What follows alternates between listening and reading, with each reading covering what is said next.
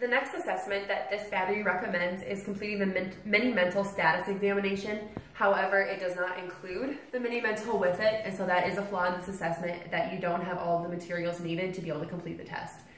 We also felt while we discussed it that any short assessment that is testing that cognition, such as the MOCA or the SBT, could also be used in conjunction with this assessment and then documented in the other assessments performed along with your results. So Kelly, what I'd like you to do here is, well, first of all, do you have any pain? Not today. No. Okay. Do you typically have any pain? No. No. Okay, very good.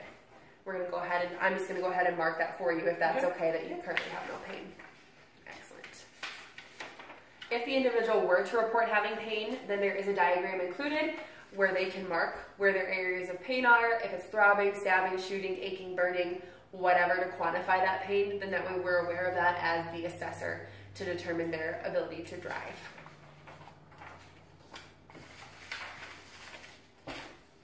The next assessment here is the BELLS test. So your task, Kelly, will consist of circling with my pen all of the bells that you find on the sheet that I will place in front of you without losing time. You will start when I say go, and you will stop when you feel like you have circled all of the bells. I also ask you to avoid moving or bending your trunk if possible. So for example here, you can see that the individual has circled the bells among all these other symbols, okay? Okay, you may begin.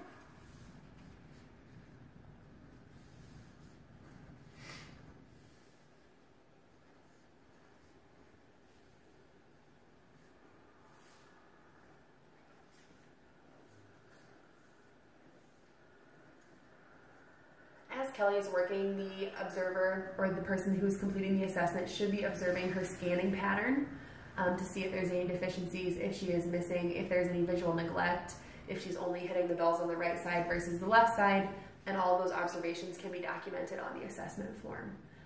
There's also an answer sheet as part of the assessor's booklet, which then shows you where all of the bells are located, so that way you can ensure that you're giving a correct score.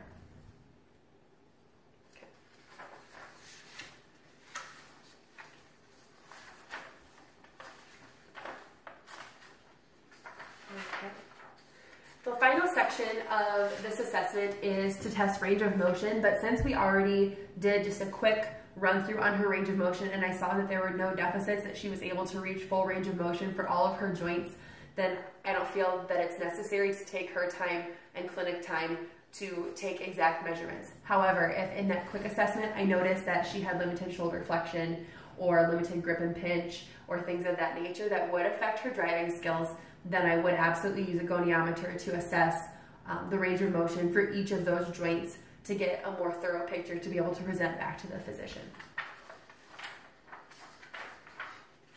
Then finally, at the end of the assessment, there is a nice space to add any client notes, if there is anything else noteworthy, other observations that you noticed. But then in total, the assessment, it would be finished. And it's just really important to note that each of these assessments within the larger assessment are shown to be valid or reliable, but not as a battery as a whole. And so you could substitute other assessments for these. So for example, instead of the Berg, you could do the Tonetti, or you could do a timed up and go, things of that nature. Basically, this assessment battery combines a lot of different assessments that are currently out there that have been shown to be reliable and valid, to be able to provide a good picture of that individual's skills to be able to assess whether or not they're fit to drive.